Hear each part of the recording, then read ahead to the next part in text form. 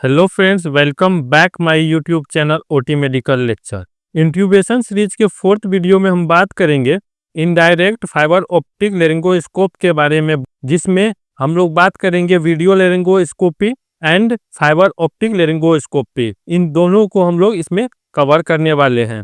अगर आप previous video नहीं देखे हैं तो उन्हें जाकर के पहले देख ले, जिसमें कंप्लीट लेरिंगोस्कोप के बारे में बात किए हैं। डायरेक्ट लेरिंगोस्कोप को हम लोग कवर किए हैं, उन्हें जाकर के पहले देख ले, फिर इस वीडियो को अगर देखेंगे तो आपको क्लियरली समझ में आएगा। तो चलिए वीडियो को शुरू करते हैं। लेरिंगोस्कोप, इन्हें हम लोग पहले पढ़ चुके हैं। लेरिंगोस्कोप क्या होता है और इसका यूज क्यों होता है। डायरेक्ट रिजिड लेरिंगोस्कोप को भी कवर कर चुके हैं प्रीवियस वीडियो में। एंड इस वीडियो में हम लोग डायरेक्ट फाइबर ऑप्टिक लेरिंगोस्कोप और वीडियो लेरिंगोस्कोप, इसको भी हम लोग इसमें कवर करने वाले हैं, इनडायरेक्ट रिजिड लेरिंगोस्कोप को। तो सबसे पहले इतना हम लोग पहले क्लियर कर ले कि लेरिंगोस्कोप होता क्या है। Laryngoscope is used for visualising the glottis for facilitated intubation. यानी कि हम लोग कब इसका यूज करते हैं, जब इंट्यूबेशन करना होता है, ग्लोटिस को विजुअलाइज करना होता है। जैसे यहाँ पे ग्लोटिस को विजुअलाइज करना होता है, उस टाइम में हम लोग यूज करते हैं लेरिंगोस्कोप का।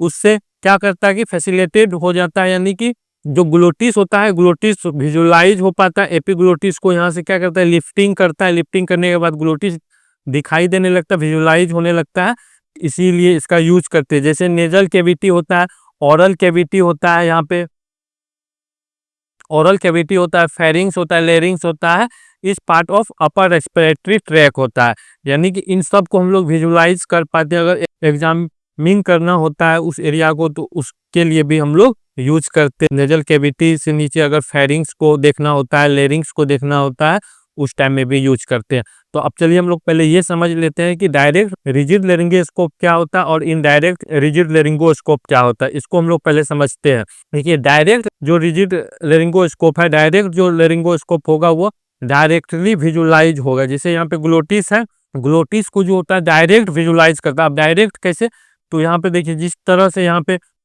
आपको दिख रहा होगा, जब लेरिंगोस्कोप लगाते हैं तो हमारा आई से क्या होता है, डायरेक्ट वहां पर विजुअलाइज होता है। जो ग्लोटिस का एरिया होता है, ग्लोटिस का एनाटॉमी आप लोगों को क्लियर हो गया होगा कि किस तरह से होता है। अगर नहीं हुआ तो आप प्रीवियस वीडियो में जाकर के देख सकते हैं, उसका लिंक डिस्क्रिप्शन में दे देंगे। यहाँ से क्या होता है, विजुअलाइज होता है डायरेक्ट। अपने आंखों से अगर हम लोग विजुअलाइज करते हैं तो उसको बोलते हैं डायरेक्ट लेरिंगोस्कोप। वही इनडायरेक्ट लेरिंगोस्कोप में क्या होता है कि कोई भी डिवाइस का मदद से करते हैं और वहां पर हमारा जो आंख से डायरेक्ट उसको नहीं देख पाते हैं। यानी डायरेक्ट हम लोग ग्लोटिस को नहीं देखते हैं, उसको हम लोग बोलते हैं इनडायरेक्ट रिजिड लेरिंगोस्कोप। जैसे कि अब वीडियो लेरिंगोस्कोप यहाँ पर देख रहे हैं। वीडियो लेरिंगोस्कोप में क्या होता है, यहाँ पे एक कैमरा लगी हुई होती है और ये कैमरा वहां से जो भी इमेज आता है उसको एक स्क्रीन पर दिखाता है। तो ये क्या हुआ, इनडायरेक्ट हो गया।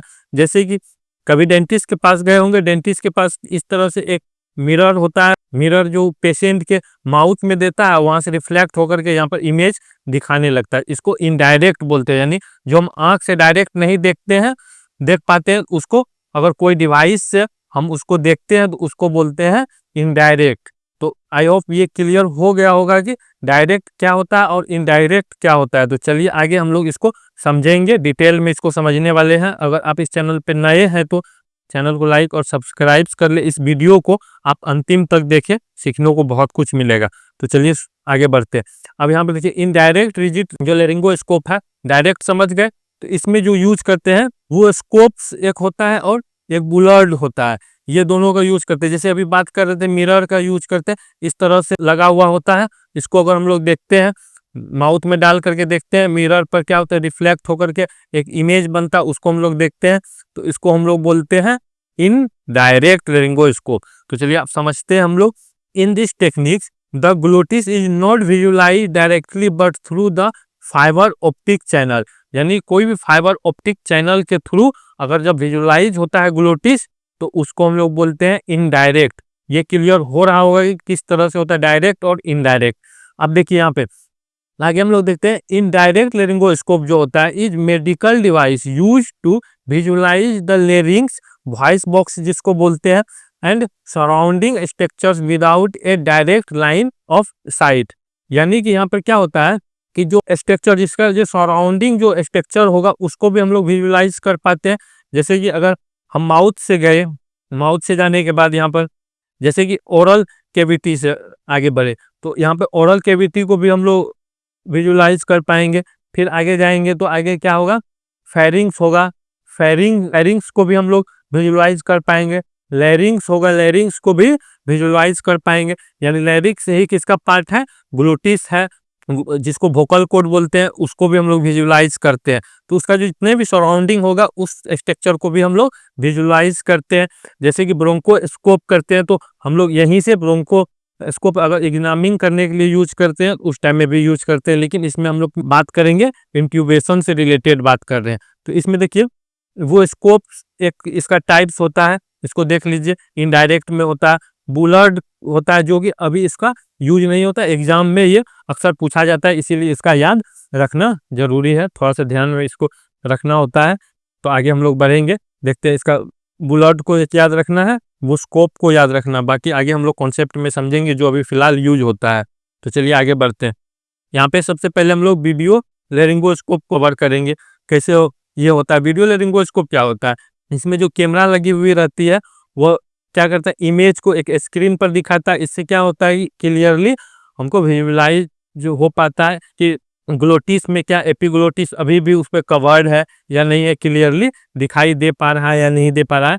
तो आगे हम लोग चलिए समझते हैं। ये video laryngoscope is a medical device, एक मेडिकल डिवाइस है, ये समझ रहे हैं, दैट यूज्ड वीडियो कैमरा, यानी इसमें क्या करते हैं हम लोग, वीडियो कैमरा टेक्नोलॉजी का यूज करते हैं टू विजुलाइज द एयरवे, यानी एयरवे को विजुलाइज करने के लिए क्या करते हैं, कैमरा सोर्स इसमें लगा हुआ होता है, उससे specifically the larynx and vocal cord during procedures like intubation, यानी कि यहाँ पे वोकल कॉर्ड को हम लोग देखने के लिए इसका यूज करते हैं। जैसे लेरिंग्स हुआ, लेरिंग्स का ही पार्ट क्या है, वोकल कॉर्ड है, तो इसको हम लोग विजुलाइज करने के लिए इसका यूज करते हैं। जैसे कि इंट्यूबेशन और एग्जामिंग वगैरह करना होता है माउथ में, अगर किसी भी प्रकार का कोई भी एबनॉर्मलिटी दिखता है उस टाइम में भी हम लोग यूज करते हैं। It provide a indirect view of the glottis on the screen, यानी क्या होता है, इनडायरेक्ट हम लोग स्क्रीन पर देख पाते हैं ग्लोटिस को, adding in airway management particularly in difficult intubation cases. तो अब देखिए यहाँ पे वीडियो लेरिंगोस्कोप का कब यूज करते हैं, जब डिफिकल्ट हो जाता है इंट्यूबेशन उस टाइम में करते हैं। सबसे पहले हम लोग क्या करते हैं, डायरेक्ट लेरिंगोस्कोप करते हैं, जो आपको ये दिख रहा है इसको बोलते हैं डायरेक्ट लेरिंगोस्कोप। डायरेक्ट लेरिंगोस्कोप का यूज करते हैं। अगर ये फेल हो जाता है, डिफिकल्ट होने लगता है इंट्यूबेशन, उस टाइम में हम लोग वीडियो लेरिंगोस्कोप से इंट्यूबेट करते हैं पेशेंट को। आई होप ये क्लियर हो रहा होगा कि किस तरह से होता है इंट्यूबेशन। सक्सेस रेट कितना होता है, 94 से 99% इसका सक्सेस होने का रेट होता है, यानी कि बहुत ज्यादा इसका सक्सेस रेट है। For video laryngoscope as a rescue modality after failed direct laryngoscope, यानी हम कब इसका रेस्क्यू करते हैं, जब डायरेक्ट लेरिंगोस्कोप फेल्ड हो जाता है उस टाइम में हम लोग वीडियो लेरिंगोस्कोप का यूज करते हैं। इसका भी टाइप्स होता है, टाइप्स ऑफ ब्लेड्स इसमें यूज होता है। जो ये आप देख रहे हैं ये होता है वीडियो लेरिंगोस्कोप में, ये लगा हुआ जो है इस तरह से लगा हुआ होता है। तो चलिए अब हम लोग समझते हैं इसका। सबसे पहले यहाँ पर सी मैक, यानी सी मैक क्या है कि मैकिंटोश, जो हम लोग पढ़े थे मैकिंटोश लगा हुआ है, MAC का मतलब होता है मैकिंटोश, यानी सी मैक जो है मोस्ट कॉमनली यूज्ड होता है। इसका जो शेप होता है, यहाँ जो ये ब्लेड लगा हुआ है मैकिंटोश ब्लेड लगा हुआ है, ये डायरेक्ट लेरिंगोस्कोप है, और ये ब्लेड जो लगा हुआ है इसमें भी सी मैक लगा हुआ ब्लेड, यानी कि मैकिंटोश के शेप के तरह ही इसका भी होता है शेप, इसीलिए सबके आगे मैक लगा हुआ मैकिंटोश। सी मैक है मोस्ट कॉमनली यूज होता है इंट्यूबेशन के टाइम में। सी मैक डी ब्लेड एक होता है, यानी इसी में क्या होता है, टाइप चेंज हो जाता है, मैकिंटोश नहीं रहता है, लेकिन डी ब्लेड्स का यूज होता है। इसे हम लोग आगे भी समझेंगे। एक होता है ग्लेडिस्कोप होता है, टाइटेनियम का ये बना हुआ था, ये इसका भी यूज करते हैं, रेयर केस में इसका यूज होता है। MC ग्रेथ मैक होता है, इसका भी यूज करते हैं। चलिए आगे हम लोग देखेंगे वीडियो लेरिंगोस्कोप का जो टाइप्स है उसको हम लोग पहले देखते हैं। यहाँ पे आप जो देख रहे हैं सी मैक, यानी मोस्ट कॉमनली यूज होता है, ये सी मैक होता है। ये आप जो देख रहे हैं ये सी मैक है, ये फिगर में जो आप देख रहे हैं ये सी मैक है। इसमें वीडियो लेरिंगोस्कोप यहाँ डायरेक्ट भी अटैच कर सकते हैं और दूर भी लेकर के जाकर अटैच कर सकते हैं। और सी मैक डी ब्लेड जो है ये है आपका सी मैक डी ब्लेड। उसके बाद ग्लेडीस्कोप टाइटेनियम जो है, ग्लेडीस्कोप टाइटेनियम, इसका यूज हम लोग करते हैं। ये जो आप देख रहे हैं ग्लेडीस्कोप है, इसका यूज करते हैं।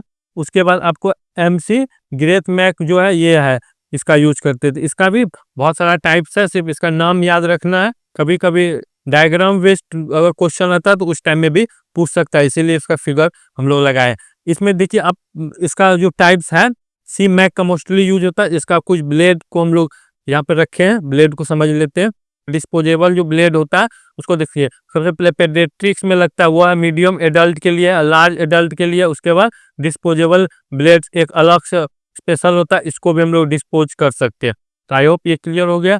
अब यहाँ पर रीयूजेबल ब्लेड जो है उसमें देखिए इसका क्या होता है, इसका फ्लेक्सिबल टिप होता है।